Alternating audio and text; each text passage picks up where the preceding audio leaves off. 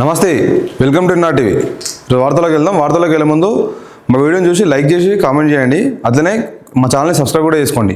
Thank you. వార్తలకు వెళ్దాం. గద్దెపైకి సారలమ్మ ప్రశాంతంగా పూర్తయిన మేడారం జాతర తొలిఘట్టం. ఉదయం నుంచి సారలమ్మ గుడిలో పూజలు, సాయంత్రం బయలుదేరిన కన్నెపల్లి కల్పవల్లి. అడుగడుగున భక్తుల నీరాజనం. కన్నెపల్లి నుంచి మేడారం దాకా 2 కిలోమీటర్ల మేర బారులు, డోలు వాయిద్యాలతో సాంప్రదాయ నృత్యాలు. శీగముగిన వేలాది మంది బయనలు. నేడు గద్దెపైకి సమ్మక్క తల్లి పూర్తయిన ఏర్పాట్లు. జంపన్న వాగులో కొట్టుకుపోయి ఒకరి మృతి. తెలంగాణ రాష్ట్రంలో జరుగుతున్నటువంటి మేడారంలో జరుగుతున్నటువంటి సమ్మక్క సారలమ్మ జాతర అంగరంగ వైభవంగా జరుగుతున్నది. ఇది కనివిని ఎరుగ తీరులా ఈసారి జరుగుతున్నది. తెలంగాణ రాష్ట్ర ప్రభుత్వం కూడా దానిపైన ప్రత్యేక చొరవ తీసుకోవడంతో మన దేశంలోనే అత్యంత భారీ జాతరలలో ఇది కూడా ఒకటి నిలిచిపోయింది.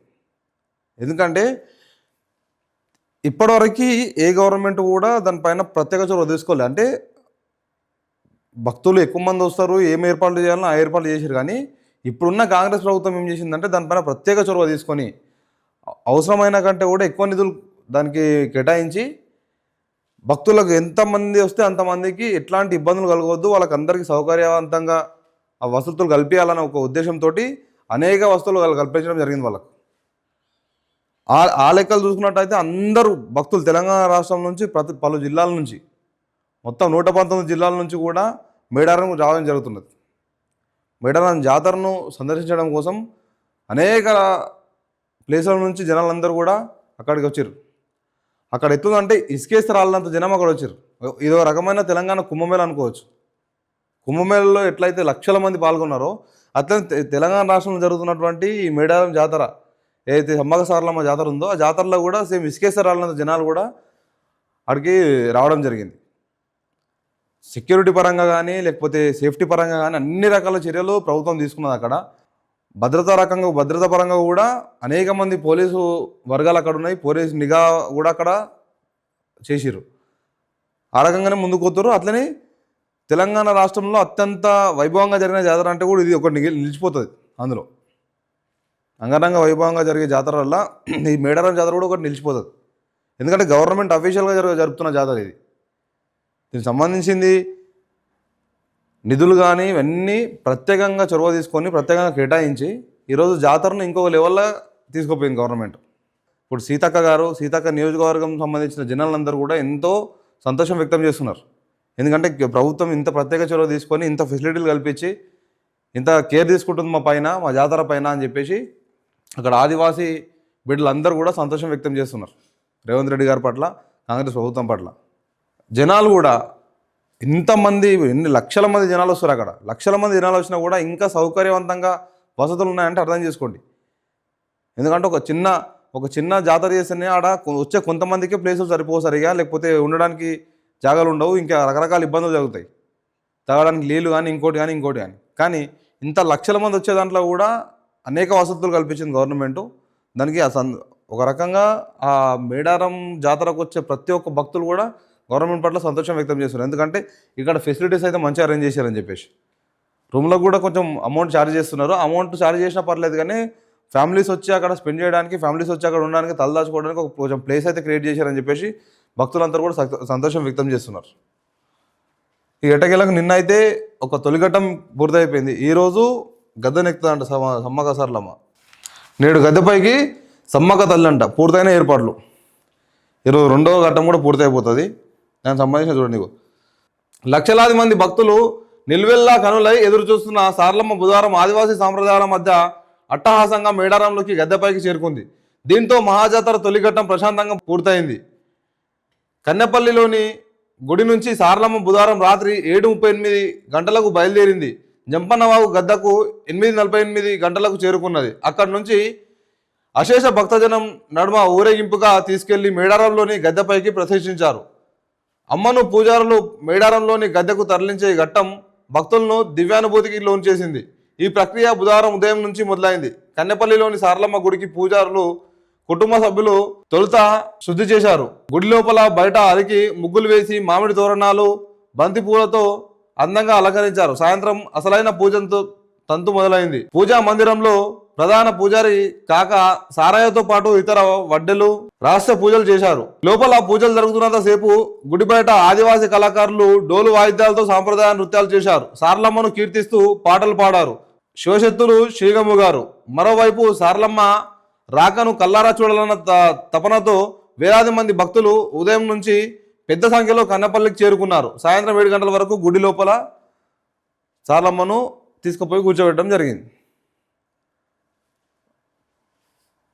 ఇక రెండో ఘట్టం ఈరోజు కంప్లీట్ కాబోతున్నది. ఇక ఎవరన్నా చూడని వాళ్ళు కానీ వెళ్ళని వాళ్ళు ఉంటే ఈ ఒక్కరోజు ఉంటుంది ఇక అవకాశం, ఈరోజు ఉపయోగించుకోవాలి. ఈ రోజుని చూద్దాం. మరో వార్త చూద్దాం. డిప్యూటీ సీఎం అజిత్ పవార్కు సంబంధించిన వార్త.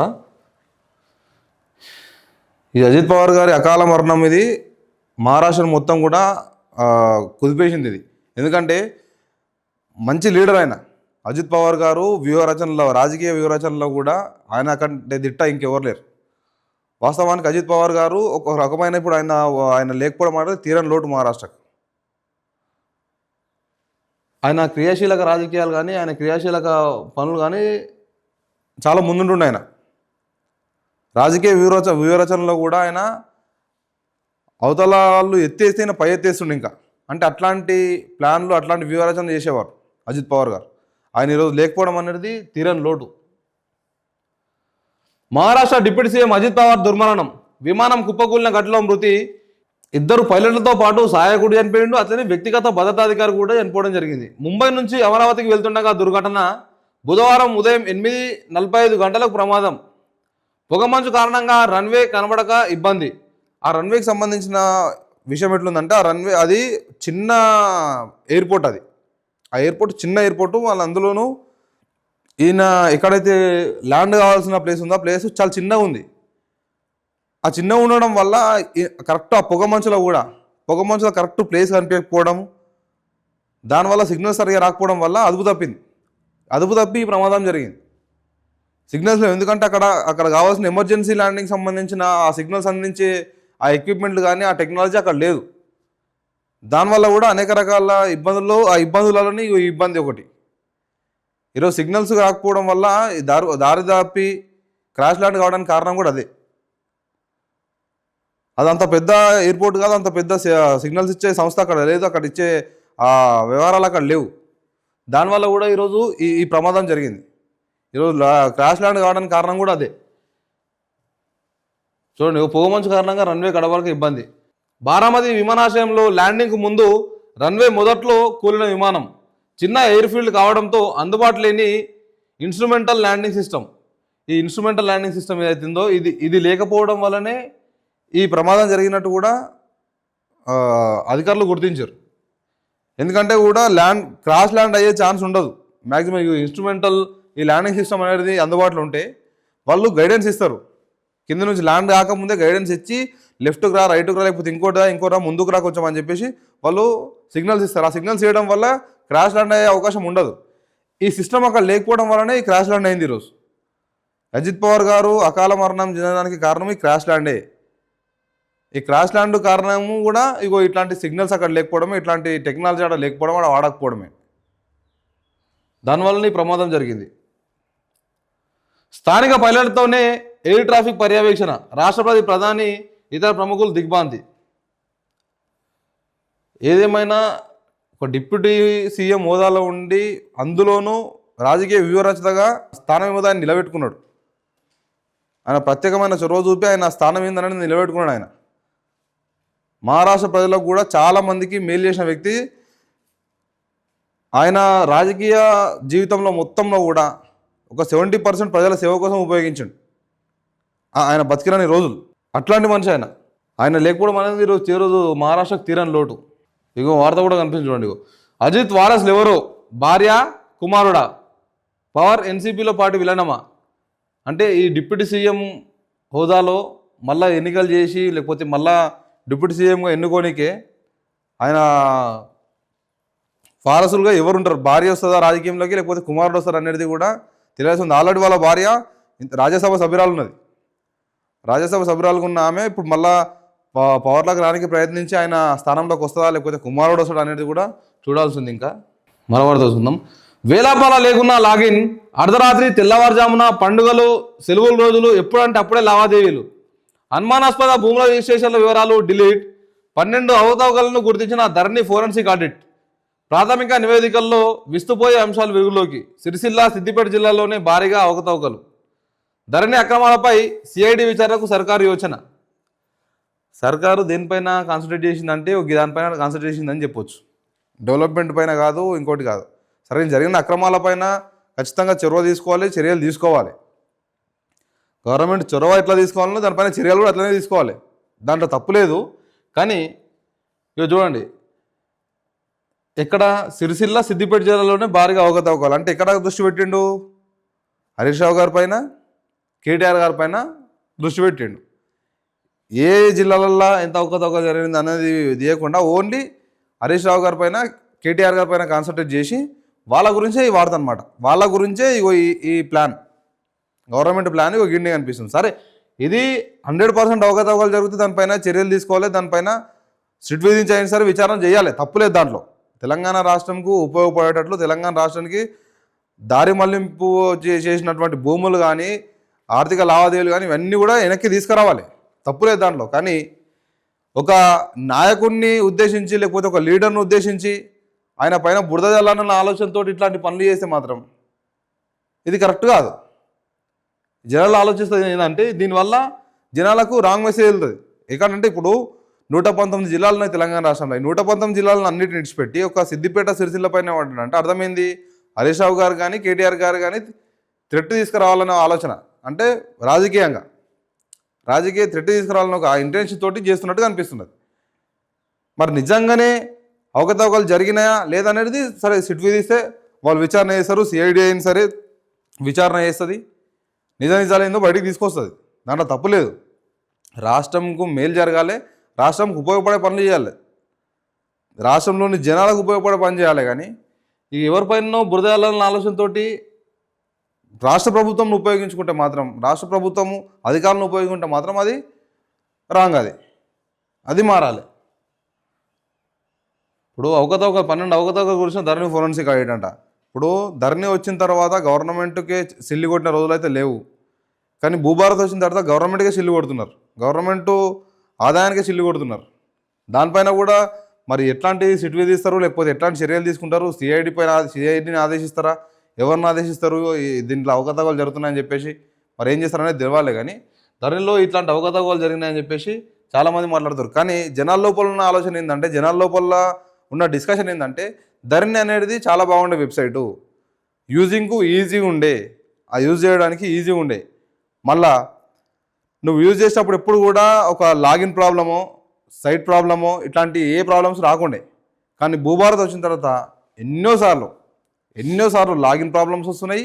అట్లనే ఆ సైట్ కూడా ఎప్పుడు అందుబాటులో ఉండలేదు, ఎప్పుడు చూసినా లోడ్ అయితేనే ఉన్నది.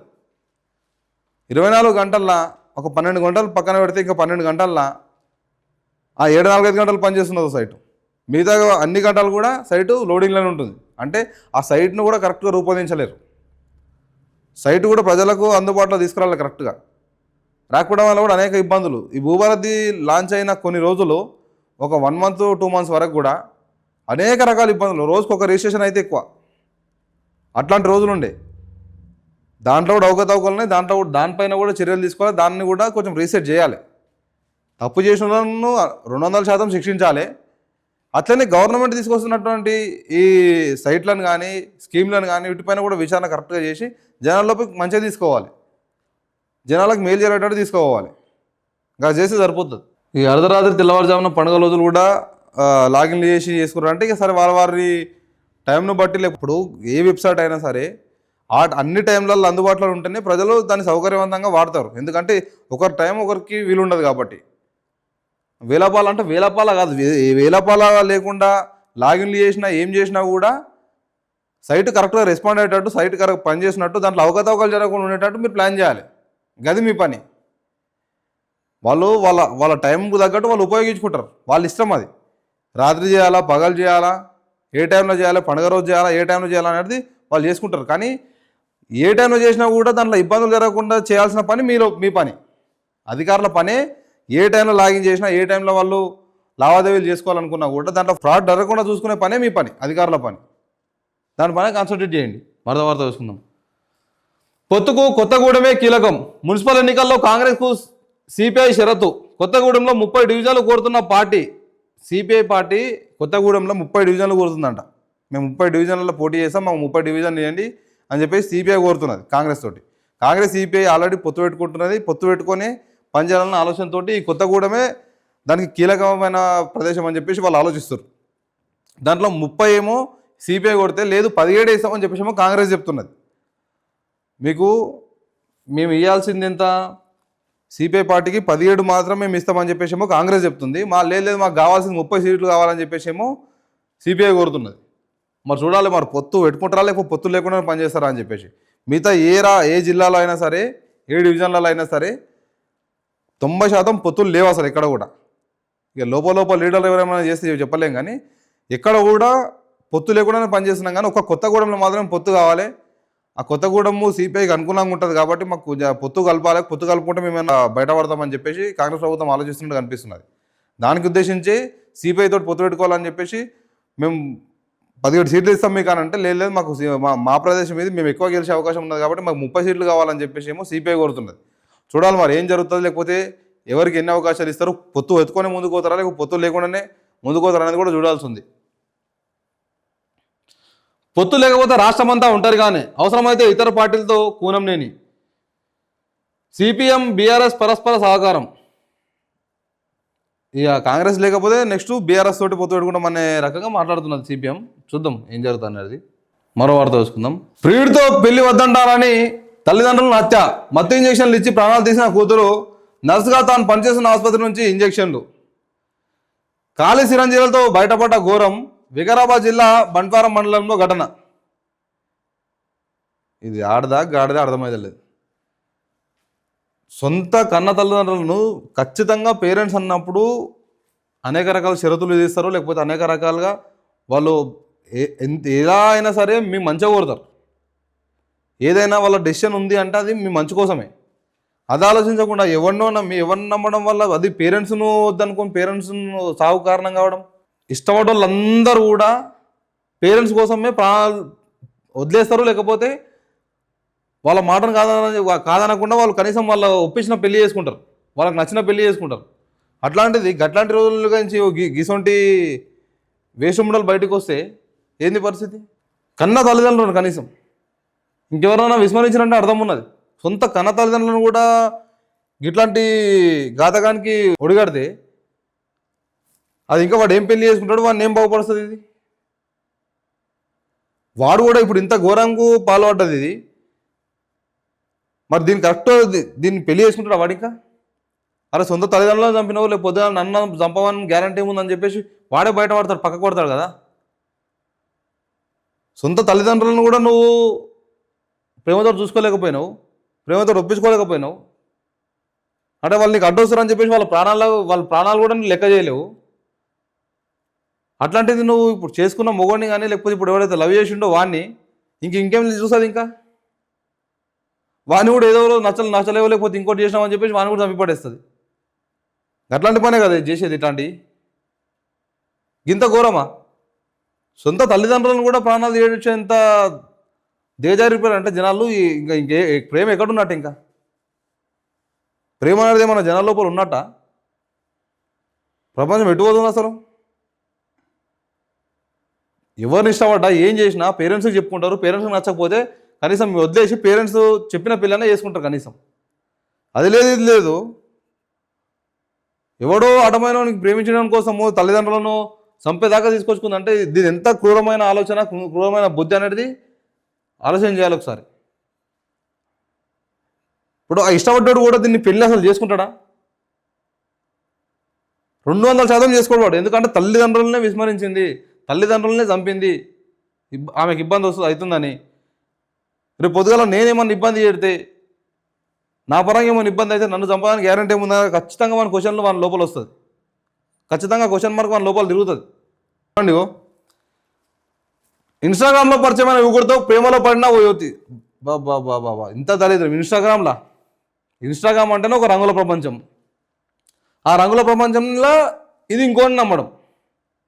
చూడండి, అందులో ఉండేదే సొల్లు, ఇన్స్టాగ్రామ్ ఉండేదే సొల్లు. ఆ సొల్లుని నమ్మి ఇష్టపడ్డట్టు. చూడండి, తను పెంచి పెద్ద చేసిన తల్లిదండ్రులను ప్రేమను మర్చిపోయింది. వేరే కులానికి చెందిన ఆ యువకుడిని పెళ్లి చేసుకుంటానంటే చచ్చినా అంగీకరించమన్న తల్లిదండ్రులను చంపేసింది. ఓ ఆసుపత్రిలో నర్సుగా పనిచేస్తున్న ఆ యువతి దొంగతనంగా తెచ్చిన మత్తు ఇంజక్షన్లను మాయమాటలతో అమ్మనాళ్లకు మోతాదుకు మించి ఇచ్చి వాళ్ళ ఉసురు తీసింది. వికారాబాద్ జిల్లా బంటారం మండలం యాచారం గ్రామానికి చెందిన నక్కల సురేఖ అనే యువతి ఈ గూతకానికి పాల్పడింది. ఇందుకు సంబంధించి వికారాబాద్ డిఎస్పీ శ్రీనివాసరెడ్డి వెల్లడించిన వివరాలు ఇలా ఉన్నాయి. యాచారం గ్రామానికి చెందిన నక్కల దశరథ్ 58, లక్ష్మి 54 దంపతులకు ఓ కుమారుడు, 3 కుమార్తెలు ఉన్నారు. వీరిలో చిన్న కూతురే సురేఖ. సురేఖకు ఇంచుమించు 25 ఏళ్ళు ఉన్నాయి. 25 ఏళ్ళు ఉన్న యువతి బీఎస్సీ నర్సింగ్ పూర్తి చేసి సంగారెడ్డిలో ఓ ప్రైవేట్ ఆసుపత్రిలో నర్సుగా పనిచేస్తుంది. గత ఏడాది ఇన్స్టాగ్రామ్ ద్వారా పరిచయమైన ఓ యువకుడిని సురేఖ ప్రేమలో పడింది. వారిద్దరూ పెళ్లి చేసుకుందాం అనుకున్నారు. అతడు వేరే కులానికి చెందినవాడు కాబట్టి తల్లిదండ్రులు ఒప్పుకోలేరంట. సరే, తల్లిదండ్రులకు వారి వారి జ్ఞానాన్ని బట్టి లేకపోతే వారి వారి పరిస్థితులను బట్టి వాళ్ళు కొన్ని రెస్ట్రిక్షన్స్ పెడతారు. వాళ్ళకు కొన్ని రెస్ట్రిక్షన్స్ ఉంటాయి. దాన్ని బట్టి వాళ్ళు అవును కాదు చెప్తూనే ఉంటారు. అవసరమైతే వాళ్ళు నొప్పించే దిశగా పనిచేయాల్సింది. కానీ ఎవరినో ప్రేమించడం కోసము ఎన్నో చేసే దానికోసము ఇంత క్రూరంగా దిగజారి ఉన్నదంటే ఈమె బయట ఉండడం కూడా కరెక్ట్ కాదు. ఇట్లాంటి సమాజానికి కూడా ఇట్లాంటి ఆడపిల్ల కరెక్ట్ కానే కాదు. ఇట్లాంటి వాళ్ళు జీవితగా చేయాలి. మీకు జీవితగా చేస్తే కాదు వాళ్ళ అమ్మ నాయన ఆత్మశాంతి చేకూరదు. ఇంత ఘోరమా? ఏవో చూడండి, గీడనేమో ప్రేమ కోసం తల్లిదండ్రులను చంపింది. ఇవో గీడ పెద్ద మనుషులు ఒప్పుకోవట్లేదని చెప్పేసి వాళ్ళే ఆత్మహత్య చేసుకున్నారు. గీల ప్రేమ గొప్పది నాకు తెలిసి. కనీసం మేమన్నా చచ్చిపోతామని చెప్పేసి అనుకుంటే గీల ప్రేమ గొప్పది గీదాని ప్రేమ కంటే. ఇంత ఘోరమా? ఇగో పెద్దలు మందలిస్తున్నారని ప్రేమ జంట ఆత్మహత్య. ఇంట్లో ఎవరు లేని సమయంలో ఉరేసుకొని బలవన్మరణం. నాగర్ కర్నూలు జిల్లాలో ఘటన. మృతులు 2 మైనర్లే. అమ్మ, ఇంత ఈ ఈ ఇన్స్టాగ్రామ్లు, ఫేస్బుక్లు ఇవి వచ్చినప్పటి నుంచి, స్నాప్చాట్లు వచ్చినప్పటి నుంచి, ఈ రంగుల ప్రపంచం వచ్చినప్పటి నుంచి ఇదే పరిస్థితులు నిలగొడుతున్నాయి. ఇంత ఘోరాలు జరుగుతున్నాయంటే ఒకటి కాదు, 2 కాదు, చెప్పుకుంటూ పోతే 100ల సంఖ్యలు ఉన్నాయి. మైనర్లు 2 మైనర్లేనంట. ఏం జరుగుతుంది ప్రపంచం, ఎటు పోతుందో అర్థమవుతలేదు. జరుగుతాం. మరో వార్త చూసుకుందాం. 4 లక్షలు కిలో వెండి ధర. 28 రోజుల్లో 1,44,000కు పెరుగుదలనంట. బంగారం కంటే కూడా అత్యంత ఫాస్ట్గా పోతున్నది ఏదన్నా ఉందంటే అది వెండే. బంగారం 5,000 పెడితే వెండి 25,000 పెరుగుతున్నది. అంత ఫాస్ట్గా పెరుగుతున్నది వెండి. ఒక్క నెల కిందనే, 28 రోజుల కిందనే, ఇప్పటికీ నేను కూడా కనుక్కున్నా, 28 రోజుల కిందనే 3 లక్షలు ఉండే. ఒక నెల కిందనే 2,87,000 సంథింగ్ ఉండే. అట్లాంటిది ఈరోజు 4 లక్షలు కిలో ధర. కిలో వెండి ధర 4 లక్షలు అయిందంటే అర్థం చేసుకోండి ఎంత ఫాస్ట్గా పోతుందో బంగారం కానీ వెండి కానీ. వెండి కంటే కూడా ఫాస్ట్గా పోతుంది, బంగారం కంటే కూడా ఫాస్ట్ పోతుంది వెండి. ఇట్లాంటి రేట్లు అసలు ఈ బంగారం వెండి ధరలు ఎందుకు పెరుగుతాయి? అసలు ఎవడు పెంచాడు అసలు ఈ రేట్లను? ఇట్లాంటి పరిస్థితులల్లో ఒక సామాన్యుడు ఎవడైనా బంగారం కొనగలుగుతాడా? లేకపోతే వెండి కొనగలుగుతాడా? ఒక పేద పరిస్థితిలో ఉన్నటువంటి వ్యక్తి ఒక కూతురు పెళ్ళో కుమారుని పెళ్ళో వేయాలనుకుంటే ఇట్లాంటి పరిస్థితుల్లో బంగారం కొనగలుగుతాడా? ఎంత డేంజర్ పెరుగుతున్నది బంగారం. 2 లక్షలకు తులం, 1,60,000కు తులం నడుస్తున్నది. చూసి పోతే 2 లక్షలు కూడా పోయేటట్టున్నది. ఇంత ఘోరంగా మార్కెట్ ఇట్లా పెరగడానికి ఎవరు కారకులు అసలు? దీని వెనకాల పెద్ద మన గేమ్ నడుస్తుందా లేకపోతే ఏం నడుస్తుందో అర్థమవుతలేదు. ప్రభుత్వాలు కూడా దీనిపైన చర్చిస్తలేవు. ఒక సామాన్యునికి అందుబాటులో ఉండట్లేదు ఈ ధరలు కూడా. సామాన్యుడు బంగారం కొనాలన్న ఆలోచన ఉంటేనే వాడు భయపడేటట్టున్నాడు. అట్లాంటి పరిస్థితులకు పోతున్నది ఈ బంగారం కానీ వెండి ధరలు కానీ. దీనిపైన ప్రత్యేకంగా చొరవ తీసుకోవాలి గవర్నమెంట్లు కూడా. ఎందుకు ఇంత ఫాస్ట్గా ఎందుకు జరుగుతుంది అసలు? ఎవడు సొమ్ము చేసుకుంటున్నాడు అసలు అని చెప్పి. ఇగో బంగారం కాయలు స్టాకే లేదంట. కొన్నాళ్ళుగా బంగారం వెండి ధరలు పెరుగుదలతో కొనుగోలుకు పోటీ అంట. ఆ బంగారం కొందామంటే ఆ కాయల స్టాక్ కూడా లేదంట ఇప్పుడు. అంటే అట్లాంటి పరిస్థితికి వస్తున్నది. జనాలు దాంతో ఆయన ఏవాడుతున్నారు దానికోసం. చూద్దాం, మరో వార్త వేసుకుందాం. బీఆర్ఎస్కు నేను రాజీనామా చేయలేదు, ఆ పార్టీ నుంచి నన్ను సస్పెండ్ చేయలే. నేను కాంగ్రెస్లో చేరానని వారి భావన. నాపై దాఖలైన అనర్హత పిటిషన్ చెల్లదు. స్పీకర్కు దానం నాగేందర్ అఫిడవిట్. రేపు విచారణకు రావాలని స్పీకర్ నోటీసులు. ఇక దానం నాగేందర్ మాట ఎట్లా చెప్పాలని అర్థమవుతలేదు. ఈయనకు బుద్ధుని మాట్లాడుతున్నా, బుద్ధి లేక మాట్లాడుతున్నా. ఇప్పుడు నేను బీఆర్ఎస్కు రాజీనామానే చేయలేను, ఆ పార్టీ నన్ను సస్పెండ్ చేయలేదు, నేను వేరే పార్టీ ఎట్లా చేరినా అని చెప్పి వాడు మాట్లాడుతున్నాడు, అఫిడవిట్ ఇస్తున్నాడు. మరి ఎంపీగా పోటీ చేసింది కాంగ్రెస్ నుంచి ఎవరు? నువ్వు బీఆర్ఎస్కు రాజీనామా చేయలేవు, లేకపోతే ఎమ్మెల్యే పదవికి రాజీనామా చేయలేవు, నువ్వు కాంగ్రెస్ పార్టీలో చేరలేవు. కానీ ఎంపీగా పోటీ చేసింది ఎవరు? మరి దానం నాగేందర్ గారు కదా. కాంగ్రెస్ పార్టీ నుంచి ఎంపీగా పోటీ చేసింది మీరే. ఈరోజు మళ్ళీ నేను అసలు పార్టీ వీడలేదు అసలు మనం మాట్లాడితే. అంటే జనాలు పిచ్చోళ్ళా మీ మాటలు నమ్మే వాళ్ళు? ఆ నియోజకవర్గ ప్రజలు ఎట్లు కూడుతున్నారు? అక్కడ కాంగ్రెస్ ప్రజలు కానీ, కాంగ్రెస్ పార్టీకి సపోర్ట్ చేసే ప్రజలు కానీ, ఇక్కడ బీఆర్ఎస్ పార్టీకి సపోర్ట్ చేసే ప్రజలు కూడా ఎట్లు కూడరు ఇట్లాంటి ఎమ్మెల్యేని పక్కన పెట్టుకొని? ఆయన పార్టీ మారని అంటున్నాడు. పార్టీ మారంది, కాంగ్రెస్ పార్టీ నుంచి ఎంపీ ఎట్లా పోటీ చేసిండు మరి? ఇది తెలివి ఉండి మాట్లాడుతురా, తెలివి లేక మాట్లాడుతురా, లేకపోతే కంట్రోల్లో లేడా? ఏం చేస్తుంది అసలు? ఇంత అధ్వానమా? ఒక ఎమ్మెల్యే హోదాలో ఉండి, రాజ్యాంగబద్ధమైన పదవిలో ఉండి ఇంత చిల్లరగా మాట్లాడమా?